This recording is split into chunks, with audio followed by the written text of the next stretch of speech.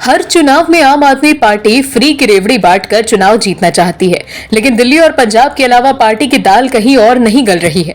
कर्नाटक चुनाव में भी आम आदमी पार्टी ने फ्री की रेवड़ी बांटने का ऐलान किया था, लेकिन कर्नाटक की जनता ने केजरीवाल की पार्टी का ऐसा हाल किया कि पार्टी की काफी फजीहत हो रही है। ऐसे में मौका देखकर बीजेपी ने आम आदमी पार्टी पर ऐसा करारा हमला किया कि पार्टी के बड़बोले सांसद संजय सिंह झल्ला गए। चुनाव थमने के बाद भी आखिर क्यों गर्म है कर्नाटक का सियासी माहौल, आपको बताते हैं। कर्नाटक में विधानसभा चुनाव के नतीजे को लेकर भारतीय जनता पार्टी और आम आदमी पार्टी के बीच नई जंग छिड़ गई है। दोनों ही दलों को दक्षिण के इस राज्य में निराशा का सामना करना पड़ा। भाजपा के हाथ से जहां सत्ता फिसल गई है, तो अरविंद केजरीवाल की पार्टी के हाथ नोटा से भी कम वोट आए। अब इसी को लेकर भाजपा ने आम आदमी पार्टी को चिढ़ाने की कोशिश की, तो आम आदमी पार्टी सांसद संजय सिंह जिलमिला गए। दरअसल बीजेपी नेता और आईटी डिपार्टमेंट के प्रभारी अमित मालवीय ने कर्नाटक चुनाव में आम आदमी पार्टी के प्रदर्शन को लेकर तंज कसा। उन्होंने ट्वीट कर कहा कि कर्नाटक चुनाव में इसको लेकर कोई बात नहीं कर रहा। अरविंद केजरीवाल की आम आदमी पार्टी 224 में से 218 सीटों पर लड़ी और सभी पर जमानत जब्त हो गई। उन्होंने कहा कि पार्टी को महज 2,25,866 और 0.58% वोट मिले, जो कि नोटा को मिले 2,69,763 वोट से भी कम है। अगली बार जब कोई केजरीवाल को भारत की उम्मीद बताए, तो उन्हें उनकी स्थिति याद दिलानी चाहिए। बीजेपी की ओर से तंज कसे जाने के बाद जवाब देने की जिम्मेदारी आम आदमी पार्टी सांसद संजय सिंह ने संभाल ली। संजय सिंह ने कुछ डेटा शेयर करते हुए लिखा कि अरे ये कब हुआ, 2019 में? नो, हमारे मोदी जी 5 साल पीएम रहे, आंध्र प्रदेश में कई रैलियां की, फिर भी 2019 में सभी 163 सीटों पर जमानत जब्त हुई। नोटा से कम वोट मिले, मात्र 0.84% वोट मिले। अमित मालवीय, क्या ये आंकड़ा सही है? कर्नाटक पर सवाल पूछने से पहले इसका जवाब दे देना। तो देखा आपने बीजेपी के चिढ़ाने से कैसे संजय सिंह तिलमिला गए। वहीं पार्टी के मुखिया अरविंद केजरीवाल भी पार्टी के कर्नाटक में जमानत जब्त होने पर बोलने से बच रहे हैं और बीजेपी की हार पर खुशी जता रहे हैं। बीजेपी को मिली हार पर केजरीवाल ने कहा कि उन्हें समझ लेना चाहिए कि इस तरह के हथकंडे अब काम नहीं करते। उन्होंने कहा वो काम तो करते नहीं, बिना काम के लिए उल्टी सीधी बात करते हैं, उससे कुछ नहीं होता। वहीं कर्नाटक में आम आदमी पार्टी के प्रदर्शन के बारे में पूछे जाने पर केजरीवाल ने कहा कि ये तो शुरुआत है, एक समय आएगा जब हम वहां और हर जगह जीतेंगे। आपको बता दें, आम आदमी पार्टी ने कर्नाटक विधानसभा चुनाव में 209 विधानसभा सीट पर अपने उम्मीदवार उतारे थे, लेकिन नोटा से भी कम वोट मिलने से आम आदमी पार्टी की भारी बेइज्जती हो गई है। दिल्ली शराब घोटाले मामले में आम आदमी पार्टी की मुश्किलें बढ़ती जा रही हैं। मनीष सिसोदिया की गिरफ्तारी के बाद से ही आम आदमी पार्टी बैकफुट पर है और इस मामले में सीबीआई और ईडी की ताबड़तोड़ कार्रवाई जारी है। केजरीवाल अपने नेताओं को कट्टर ईमानदार बताते रह गई, लेकिन कोर्ट ये मानने के लिए तैयार नहीं हुई। तभी तो मनीष सिसोदिया और सत्येंद्र जैन को कोर्ट से जमानत नहीं मिल रही है। वहीं सीबीआई ने अब जो एक्शन लिया है वो आम आदमी पार्टी की नींद उड़ाने के लिए काफी है। दरअसल केंद्रीय अन्वेषण ब्यूरो ने दिल्ली के कथित आबकारी घोटाले की जांच के सिलसिले में इंडिया अहेड न्यूज चैनल के वाणिज्य प्रमुख और प्रोडक्शन कंट्रोलर को गिरफ्तार किया है। अधिकारियों ने ये जानकारी दी। अधिकारियों ने बताया कि समाचार चैनल के वाणिज्यिक प्रमुख एवं प्रोडक्शन कंट्रोलर अरविंद कुमार सिंह को गोवा चुनाव के दौरान आम आदमी पार्टी का प्रचार अभियान संभालने वाली एक कंपनी को हवाला चैनल के माध्यम से 17 करोड़ रुपए अंतरित करने के आरोप में गिरफ्तार किया गया। अधिकारियों ने बताया कि जांच के दौरान सीबीआई को हवाला ऑपरेटर के व्हाट्सएप चैट और रिकॉर्ड मिले, जिससे पता चला कि गोवा चुनाव में आम आदमी पार्टी के लिए आउटडोर विज्ञापन अभियान चला रही चैरियट मीडिया को जून 2021 और जनवरी 2022 के बीच 17 करोड़ रुपए के हवाला अंतरण में सिंह की कथित रूप से भूमिका थी। गोवा विधानसभा चुनाव 14 फरवरी 2022 को हुए थे। आरोप है कि शराब व्यापारियों को लाइसेंस देने के उद्देश्य से 2021-22 के लिए दिल्ली सरकार की आबकारी नीति में कुछ डीलर का पक्ष लिया गया था, जिन्होंने इसके लिए कथित तौर पर रिश्वत दी थी। हालांकि इस आरोप का आम आदमी पार्टी ने खंडन किया। बाद में ये नीति रद्द कर दी गई थी। सीबीआई के एक प्रवक्ता ने पिछले साल 17 अगस्त को प्राथमिकी दर्ज होने के बाद कहा था कि यह भी आरोप लगाया गया है कि आबकारी नीति में संशोधन, लाइसेंसधारियों को अनुचित लाभ लेना, लाइसेंस शुल्क में छूट या कमी, अनुमोदन के लिए L1 लाइसेंस का विस्तार आदि सहित अनियमितताएं की गईं। उन्होंने कहा था कि यह भी आरोप है कि इन कृत्यों के चलते हुए अवैध लाभ निजी पक्षों द्वारा संबंधित लोक सेवकों के खातों में गलत प्रविष्टियां करके मुहैया कराए गए। सीबीआई ने जांच के दौरान हवाला ऑपरेटरों के व्हाट्सएप चैट पर बातचीत के रिकॉर्ड मिले हैं, जिससे पता चला है कि अरविंद ने जून 2021 जनवरी 2022 के बीच गोवा चुनाव में आम आदमी पार्टी के लिए आउटडोर विज्ञापन अभियान चलाने के मीडिया कंपनी को 17 करोड़ रुपए के हवाला ट्रांसफर में कथित रूप से एक ऑपरेटर का काम किया है। यह आरोप लगाया गया है कि शराब व्यापारी को लाइसेंस देने के लिए 2021-22 के लिए दिल्ली सरकार की आबकारी नीति ने कुछ डीलरों का पक्ष लिया, जिन्होंने इसके लिए कथित तौर पर रिश्वत दी थी। इस आरोप का आम आदमी पार्टी ने जोरदार खंडन किया था, लेकिन बाद में इस शराब नीति को रद्द कर दिया गया। देश का सबसे पुराना राजनीतिक दल कांग्रेस संकट के दौर से गुजर रहा है। कांग्रेस 1980 के बाद से ही कई बार ऊर्ध्वाधर विभाजन की साक्षी बनी है। आज के दौर की तृणमूल हो या फिर बंगाल की एनसीपी या दक्षिण में वाईएसआर कांग्रेस हो, सभी पार्टियों का उद्गम स्रोत कांग्रेस ही है। कांग्रेस के खंडन का सबसे बड़ा कारण हमेशा से ही ये रहा है कि एक परिवार के वर्चस्व का पार्टी पर हावी हो जाना और आपसी महत्वाकांक्षा के कारण आपसी मतभेद। आज भी कांग्रेस इन दोनों कुरीतियों से जूझ रही है। अभी कर्नाटक में कांग्रेस को पूर्ण बहुमत प्राप्त हुआ था, जिसके बाद कर्नाटक कांग्रेस में डीके शिव कुमार और सिद्धारमैया के बीच टकराव देखी गई। वहीं अब लोकसभा चुनाव से पहले कांग्रेस और राहुल गांधी के लिए एक और मुसीबत पड़ गई। इस साल के अंत में राजस्थान में चुनाव होने हैं, लेकिन गहलोत और सचिन पायलट के बीच की अदावत अब सार्वजनिक हो गई है। सचिन अपनी ही सरकार के खिलाफ मोर्चा लेकर निकल पड़े हैं। अब सचिन पायलट ने कहा कि अगर उनकी मांगे नहीं मानी गई तो वो बड़ा आंदोलन करेंगे। क्या है उनकी मांग, आपको बताते हैं। जन संघर्ष यात्रा के समापन पर आयोजित आम सभा के दौरान सचिन पायलट ने कांग्रेस आलाकमान को चुनौती दे डाली। पायलट ने कांग्रेस आलाकमान पर निशाना साधते हुए कहा कि प्यार से मांगोगे तो हम हाथ काट कर दे देंगे, अगर धमका कर मांगोगे तो हम हिलने वाले नहीं। पायलट ने कहा कि अब मैं डरने वाला नहीं हूं और मैं दबने वाला भी नहीं।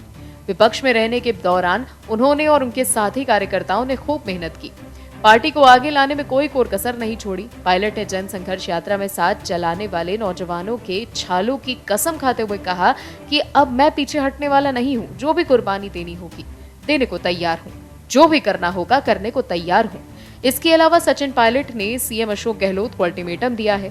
जयपुर में जन संघर्ष पद यात्रा के समापन पर आयोजित जनसभा को संबोधित करते हुए पायलट ने कहा कि आरपीएससी भंग का पुनर्गठन करे, वसुंधरा सरकार के करप्शन की जांच हो, पेपर लीक से पीड़ित प्रत्येक युवा को मुआवजा मिले, सरकार 3 मांगे पूरी करे, इस महीने के आखिर तक ये मांगे मानी जाएं। अगर नहीं मानी गई तो मैं पूरे प्रदेश में आंदोलन करूंगा। माना जा रहा है कि सचिन पायलट इस बार पीछे हटने के मूड में नहीं है। पिछली बार राहुल गांधी और प्रियंका गांधी वाड्रा के समझाने पर पायलट ने अपने कदम पीछे खींच लिए थे, लेकिन कांग्रेस आलाकमान ने उस वक्त उनसे जो वादा किया था वो अब तक पूरा नहीं हुआ। ऐसे में पायलट समझ गए हैं कि सीएम गहलोत के रहते उनके लिए राजस्थान कांग्रेस में कदम जमाना काफी मुश्किल हो गया है। लोकसभा चुनाव में 1 वर्ष से भी कम का समय रह गया है। विपक्षी एकता के लिए सभी पार्टी एक दूसरे का साथ चाहती हैं, लेकिन आपसी महत्वाकांक्षा के टकराव के कारण पहले आई लव यू कौन बोले, इस पर बात अटकी पड़ी है। अभी कांग्रेस को कर्नाटक में मिली जीत के कारण विपक्ष उत्साहित है। उसको लग रहा है कि पीएम मोदी को हराना आसान है, लेकिन एक साथ लड़ा जाए। तभी इसी कड़ी में बंगाल के मुख्यमंत्री ममता बनर्जी ने कांग्रेस समर्थन में बयान दिया, लेकिन उनके बयान के बाद ही विपक्षी एकता की गाड़ी फिर पटरी से उतर पड़ी। ममता के बयान पर कांग्रेस ने क्या कुछ कहा, आपको बताते हैं। कर्नाटक विधानसभा चुनाव में कांग्रेस की बम्पर जीत पर तृणमूल कांग्रेस प्रमुख और पश्चिम बंगाल की मुख्यमंत्री ममता बनर्जी ने ये कहा कि जहां भी कांग्रेस मजबूत है वहां टीएमसी समर्थन करेगी। इस पर कांग्रेस नेता अधीर रंजन चौधरी ने उनको जवाब दिया। उनका कहना है कि कर्नाटक चुनाव से पहले ममता बनर्जी ने कभी भी कहा कि बीजेपी को हराने के लिए कांग्रेस को वोट दो। उन्होंने ममता बनर्जी से नाराजगी जाहिर करते हुए कहा कि बंगाल क्या, जहां जहां जरूरत होगी हर जगह लड़ेंगे। कांग्रेस नेता ने कहा, चुनाव जब चल रहे थे तो ममता ने कभी अपील नहीं की कि कांग्रेस के सभी उम्मीदवारों को जिताने का प्रयास करें। ममता यूपी और बिहार जाकर बीजेपी की मदद करती हैं, कर्नाटक में नहीं गई क्योंकि वहां कांग्रेस लड़ रही थी। अधीर रंजन चौधरी ने कहा कि कर्नाटक में कांग्रेस की जीत के बाद उन्हें एहसास होने लगा कि इसके बिना बंगाल में आगे बढ़ना मुश्किल है। बंगाल में कांग्रेस की पकड़ मजबूत होती जा रही है। उन्होंने ममता बनर्जी पर हमला करते हुए कहा कि कर्नाटक में जीत के बाद भी राहुल गांधी का नाम उन्होंने नहीं लिया। भारत जोड़ो यात्रा के दौरान भी उन्होंने राहुल गांधी और इस यात्रा का नाम तक नहीं लिया। यहाँ तक कि राहुल गांधी की सदस्यता चली गई तब भी उन्होंने एक लफ्ज नहीं कहा। ममता बनर्जी पर निशाना साधते हुए अधीर रंजन चौधरी आगे बोले कि अगर सोनिया जी ना होती तो आपको 2011 में बंगाल में सत्ता पर कब्जा करने का मौका कभी नहीं मिलता। बाद में आपने कांग्रेस को खदेड़ने के लिए काम किया तो देखा आपने पीएम मोदी और बीजेपी को टक्कर देने का सपना देख रहे विपक्षी नेता कैसे आपस में ही भिड़ रहे हैं। मोदी सरकार के एक फैसले से कर्नाटक कांग्रेस की नींद उड़ गई है। कर्नाटक चुनाव में कांग्रेस पर जनता ने भरोसा जताया है और उसे अपार समर्थन देते हुए बहुमत से अधिक सीटें भी दी और कहा कि चलाइए सत्ता और कर्नाटक को एक बेहतर भविष्य दीजिए। लेकिन कांग्रेस जो पहले से ही नैतिकता, राजनीतिक शुचिता और राजनीतिक ईमानदारी और आपसी गुटबाजी के दौर से गुजर रही, उसको जल्द ही नया संकट आने वाला है। कांग्रेस के संकट मोचन और साथ ही कर्नाटक कांग्रेस के अध्यक्ष डीके शिव कुमार जल्द ही मुसीबत में घिर सकते हैं। ये बातें अभी मात्र अटकलें हैं और इसका आधार सीबीआई के नए निदेशक और डीके शिव कुमार के आपसी रिश्ते हैं। आखिर क्यों सीबीआई के नए निदेशक की नियुक्ति के बाद डीके शिव कुमार की मुसीबत बढ़ने वाली है, आपको बताते हैं। कर्नाटक के डीजीपी प्रवीण सूद को सीबीआई का नया बॉस नियुक्त कर दिया गया है। प्रधानमंत्री, सीजेआई और लोकसभा में कांग्रेस के नेता प्रतिपक्ष अधीर रंजन चौधरी की एक उच्च स्तरीय कमेटी ने उन्हें सीबीआई डायरेक्टर नियुक्त करने पर मुहर लगा दी है। आईपीएस अधिकारी प्रवीण सूद का कर्नाटक में कांग्रेस प्रदेश कमेटी के अध्यक्ष डीके शिव कुमार से 36 का आंकड़ा है। ऐसे में गौर करने वाली बात यह है कि कर्नाटक में कांग्रेस का बहुमत आने के बाद ही केंद्र सरकार ने रविवार को उनकी नियुक्ति का आदेश जारी कर दिया। शनिवार शाम हुई हाई लेवल मीटिंग में यह फैसला लिया गया। कर्नाटक में जीत के लिए डीके शिव कुमार को बड़ा क्रेडिट दिया जा रहा है, लेकिन प्रवीण सूद के सीबीआई के नए बॉस बनने के बाद डीके शिव कुमार के लिए खतरे की घंटी के तौर पर देखा जा रहा है, क्योंकि डीके शिव कुमार के खिलाफ भ्रष्टाचार के कई केसेस चल रहे हैं और डीके शिव कुमार ने एक बार सीबीआई के नए बॉस प्रवीण सूद को नालायक तक कह डाला था। उन्होंने कहा था 3 साल से डीजीपी के पद पर रहते हुए भी भाजपा के कार्यकर्ता की तरह काम कर रहे हैं, उनके खिलाफ तो एफआईआर होनी चाहिए। शिव कुमार का कहना था सूद ने कांग्रेस के कार्यकर्ताओं के खिलाफ गलत केसेस दर्ज किए थे। उन्होंने चुनाव आयोग से कहा था कि प्रवीण सूद को गिरफ्तार किया जाना चाहिए। लोकसभा में विपक्ष के नेता अधीर रंजन चौधरी ने प्रवीण सूद की नियुक्ति का विरोध भी किया था। अब 2 साल तक सूद इस पद पर रहेंगे। वो सीबीआई के डायरेक्टर सुबोध कुमार जायसवाल की जगह ले रहे हैं। सूत्रों का कहना है कि बैठक में अधीर रंजन चौधरी ने सूद की नियुक्ति का विरोध किया था और कहा था कि वो आईपीएस अधिकारियों के उस पूल का हिस्सा नहीं है जो इस पद पर सेवा दे चुके हैं। कर्नाटक विधानसभा चुनाव खत्म होने के साथ ही सियासी दल 2024 की तैयारी में जुट गए हैं। विपक्षी दल पीएम पद और बीजेपी के खिलाफ एकजुट होने पर मंथन कर रहे हैं, लेकिन अभी तक वो इसमें कामयाब होते नहीं दिख रहे। पीएम मोदी के खिलाफ विपक्ष का चेहरा कौन होगा, इस पर सस्पेंस बरकरार है। इसी बीच बीजेपी ने एक बार फिर विपक्ष के मंसूबों पर पानी फेरने पर कमर कस ली है। बीजेपी अपने गंभीर राजनीतिक चरित्र के लिए जानी जाती है। बीजेपी के लिए कहा भी जाता है कि भाजपा एक चुनाव खत्म होने पर आराम नहीं करती, बल्कि दूसरे चुनाव की तैयारी में लग जाती है। इस साल के अंत तक 5 राज्यों के चुनाव प्रस्तावित है और अगले साल लोकसभा चुनाव है। बीजेपी ने लोकसभा के चुनाव की तैयारी अभी से शुरू कर दी है, ठीक अपने आचरण के अनुरूप। कैसे, आपको बताते हैं। प्रधानमंत्री नरेंद्र मोदी अगले महीने उत्तराखंड में एक बड़ी रैली करेंगे। यहाँ 1 महीने तक महासंपर्क महाअभियान चलेगा। महाअभियान को लेकर भाजपा प्रदेश कार्य समिति की बैठक 19 और 20 मई को होगी। उसमें बूथ स्तर पर कार्यक्रमों की रणनीति तैयार की जाएगी। बीजेपी राष्ट्रीय नेतृत्व में केंद्र सरकार के 9 साल पूरे होने पर 30 मई से पूरे देश में महासंपर्क अभियान चलाने का निर्णय लिया गया है। इसीलिए 15 मई से शुरू होने वाले सांसदों का विशेष संपर्क अभियान को टाल दिया गया। अब 30 मई से 30 जून तक दोनों अभियान एक साथ चलेंगे। इसके अलावा महाअभियान के दौरान ही प्रधानमंत्री पूरे देश में 51 रैलियां करेंगे। इसमें जून में एक बड़ी रैली मोदी की उत्तराखंड में होगी। इस रैली को लोकसभा चुनाव 2024 के आगाज के तौर पर देखा जा रहा है। इसके बाद पार्टी आम लोगों तक पहुंचने के लिए एक बड़े अभियान का आगाज करेगी। खबरों के मुताबिक बीजेपी सूत्रों ने दावा किया है कि पीएम मोदी को समय नहीं मिला तो उनकी जगह अमित शाह या राजनाथ सिंह रैली करेंगे।